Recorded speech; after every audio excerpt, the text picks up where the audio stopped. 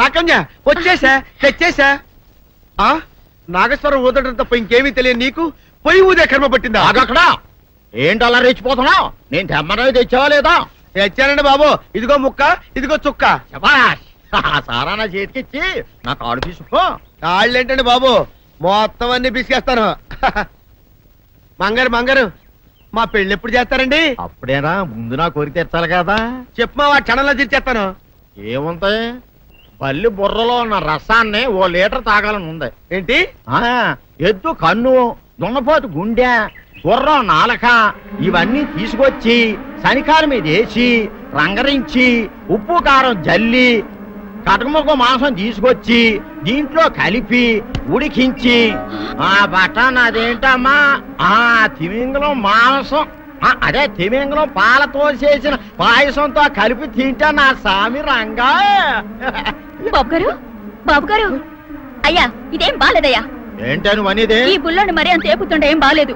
ఏంటే ఆయన చూసిన తర్వాత నీ మనసు దిల్కుష్ అయిపోయిందా? అవునయ్యా, ఆ బుల్లోని ఏడిపించింది చాలు గాని మా ఇద్దరికి ముడిట్టే. నీకు ఇష్టమైతే నాకే ఇష్టమే అమ్మడం. ఆ నువ్వు సంగతి మర్చిపోకు. ఆ నువ్వు నాకు కనివైన బేమలో ఉన్నాడు. నీ పెళ్లి అయ్యాక కొంతకాలం సంసారం ఏదాకా అనేదే బేమలో ఉంచాలి, లేకపోతే నీ బతుకు అదిగో అలా బూడిద పోలు అయిపోతాయి.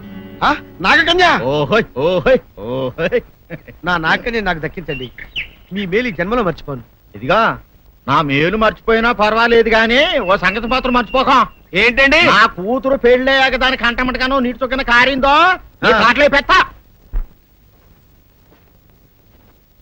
కారణమనండి. శబాష్ శబాష్, అయితే నీ షాదీ రేపారా? నాకన్యా, అమ్మా, నాన్న, గౌరీ బయటికి రండి. నా పెళ్ళాన్ని తెచ్చా. ఏంటమ్మా అలా తడిసిన చెక్కలా బిగుసిపోయారు? నేను ఇన్నాళ్ళు చెప్తూ వచ్చానే నా కోసం నాగసుందరం వెతుక్కుంటూ వస్తుందని. ఇదే ఫ్రెష్ గా బేతాళం నుంచి పాతాళం నుంచి వచ్చింది సర్పసుందరి. పెళ్లి చేసుకుని వచ్చా. నమస్కారం అత్తయ్య గారు. అమ్మా అమ్మా, ఇదేవతా నీకు టోపీ వేసిందిరా నాయన. ఏమండి ఏంటి మిమ్మల్ని అనేది అంటుంది? అంటే నువ్వు నాకు టోపీలా ఉన్నావనన్నమాట, అంటే కిరీటంలా ఉన్నావనన్నమాట. రామచంద్ర, ఇదేమిటే? అయ్యో నా కొప్ప మురిగింది. లంగా అయితే మొహమ్మద్ తీసుకుంటావంటే? దించవే. ఇది మా నాగులో కాసారం. పావుగా ఉంటే తోకెత్తి నెత్తి మీద పెట్టుకునేదాన్ని. మనిషిగా మారాను కాబట్టి లంగా అయితాను. నా గ్రహచారం ఇదే ఆచారమే. అవును, పెళ్ళయ్యాక మేము పరాయి మగాడి మొహం చూడకూడదు. చూస్తాయే సీపాడు పరాయి మగాడిని ఎట్టగండి చూసేది. సిగ్గు ఏమి సిగ్గే? నువ్వు లంగా అయితే మొహమ్మద్ వేసుకుంటే అమ్మో నేను చెప్పలేను దేవుడు. సిగ్గులేదా? చూసినట్టు నాకు తెలియదు కదా. నోరు మూసుకొని అమ్మ కడుపు మాడ. నీ లాజిక్ నట్టేట్లో కలవా? నీకు ఈ ఆచారం ఉందని తెలిస్తే ఊళ్ళో వాళ్ళందరూ పొద్దున లేచి నా ఇంటి ముందు నిలబడతారు. నువ్వు వాళ్ళని చూసి లంగా పైకి ఎత్తితే అమ్మో నాన్న నువ్వు వెనక తీసుకుంటూ లోపలికి వెళ్ళు. వెళ్ళాడు దించు. నాగులు నా కోసం ఈ ఆచారం మార్చుకోలేవా? కట్టం నీకు ఇట్టలేత చెప్పు, నేను మా నాగలోకానికి వెళ్ళిపోతా. వద్దులే, పరాయి వాడిని కంటపడకుండా నేనే చూసుకుంటాను. పద లోపలికి.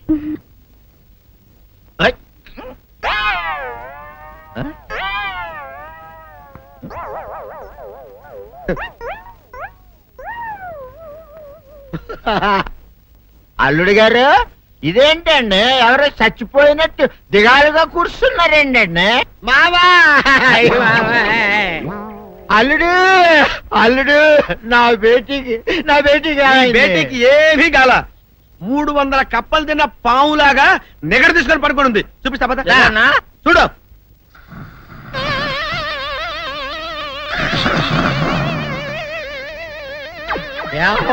ఏమైంది?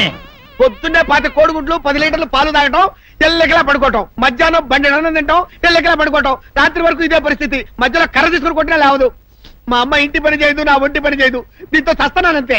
ఓహో అంతే కదా, అర్థమైపోయింది, సమజైపోయింది. అల్లుడు నీ కష్టాన్ని సిటీలో తీర్చేస్తా. ఆమె ఉందా? గోల్డ్ ఎంత ఉంది? 3 సుక్కలు చాలు.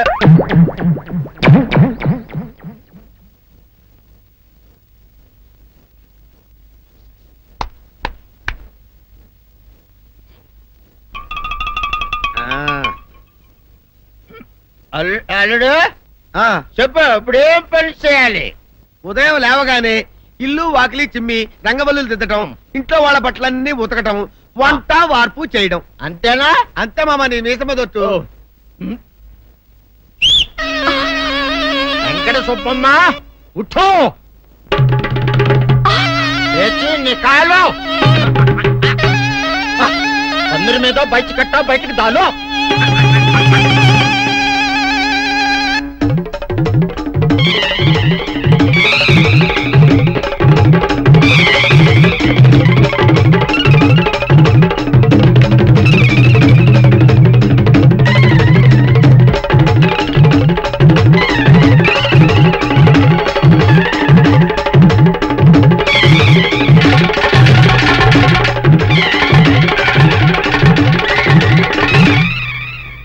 అచ్చా అచ్చా, ఇప్పుడు బయటనా?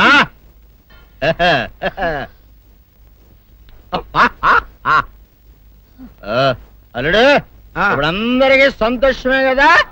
సంతోషమే. అమ్ముడు వెళ్ళొస్తా, వెళ్తూ. మామ నీ కూతురు ఇంటి పని అంతా శుభ్రం చేసింది. అది అంటే అది మరి ఆ పని నీ పైన. ఓహో, అర్థమైంది అల్లుడు, అర్థమైంది. అల్లుడు, రాత్రికి శోభనంగా అందంగా అలంకరించుకో, ఆ తర్వాత నేను చూస్తా. ఆ శ్రమ నీకెందుకులే మావా. సాధారణంగా అల్లుళ్ళు కట్నం కింద కార్లు, స్కూటర్లు, వాచీలు, ఉంగరాలు అడుగుతారు కదా. నేను నిన్ను ఇప్పుడేమైనా ఏమైనా అడిగానా మావా? ఏడాడాలా? ఇప్పుడు చిన్న చిరుకాన కోరతాను, కాదనకుండా ఇస్తావా మావా? బిల్కుల్ తప్పకుండా ఇస్తావు కదా మావా. ఓ, నా మాట కాదనగను మావా. అననా? ఒట్టు ఒట్టా. నీకు దండం పెడతా నీ డోలీ మావా. ఎందుకు? నిన్ను తీసుకొని వాయించి మీ అమ్మాయి చేత పని చేయించుకుంటా.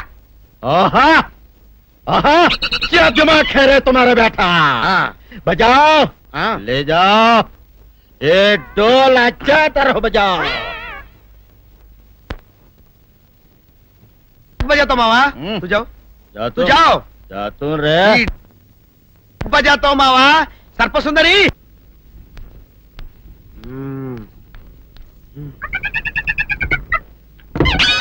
నాగు ఏంటి నన్ను కదిలేటి తాళేసావు? ఏం చేయమంటావు? నువ్వు ఇంటి నుంచి బయటకు వచ్చావు అనుకో, ఎవరో పరాయి పురుషుడు కనపడతాడు, వాడిని చూసి నువ్వు రెచ్చిపోయి లంగా మొహాన్ వేసుకుంటావు, అందుకే వేశా. సరే గాని ఊళ్ళో సంత జరుగుతుందంటగా, నన్ను తీసుకెళ్ళవా? ఏంటి సంతక? నిన్న ఇంట్లోనే నిన్ను నీ లంగాన్ని కాపాడలేక వస్తున్నానే. సంతలో కొన్ని వేల మంది పరాయి పురుషులు ఉంటారు, వాళ్ళందరినీ చూసి అన్ని వేల సార్లు నువ్వు లంగా తీసి మొహాన్ వేసుకున్నావు అనుకో, నా బతుకు సంత అయిపోద్ది. అంటే నన్ను ఇలా 4 గోళ్ల మధ్య బంధించాలడా? నేను ఊరుకోను. ఊరుకోపోతే ఏం చేస్తావే? చస్తావా? ఊరేసుకొని చావు. నేనెందుకు చెప్తాను? ఏరే మంచోడు చూసుకుని లేకపోతాను. అమ్మో, నీకు దండం పెడతానే, ఆ పని చేయకే. ఇప్పటికే అవమానంతో చచ్చిపోతున్నాను, ఆ పని చేసావంటే నేనే ఊరేసుకొని చేస్తాను. మరైతే నన్ను సంతకి తీసుకెళ్తావా? సంతకే? గొప్ప చిక్కే. అలాగే, గొప్ప ఐడియా వచ్చింది. సంతకి తీసుకెళ్తా, నీ కళ్ళకి గంతలు గడతా. కళ్ళ గంతలు కట్టుకుంటే సంత చూసి దట్టమ్మా. అవును, నీ పక్కన నేను ఉంటాను కదా, అక్కడ జరిగేవన్నీ డీటెయిల్డ్ గా చెప్తా. కను చూపు కరువైన వారికైనా కనిపించి కనువిందు కరిగించు రీచేట ఇట ఇటు నడపే.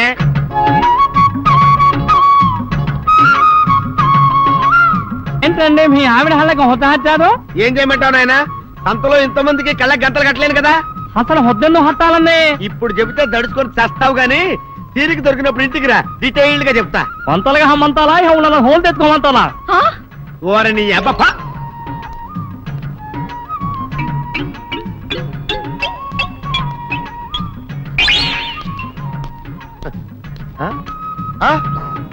దొంగ దొంగ దొంగ, పట్టుకోండి పట్టుకోండి, దొంగ పట్టుకోండి పట్టుకోండి, వదిలిపెట్టండి. అయ్యో పరాయి పురుషులు. పట్టుకోండి పట్టుకోండి, దొంగ దొంగ విధవా. దొంగ దొంగ నన్ను పట్టుకోవడం కదా. అక్కడ చూడు సూపర్ సీన్. తిరిగితే పారిపోదాం అనుకుంటున్నావా? ఏం జరుగుతుంది అక్కడ?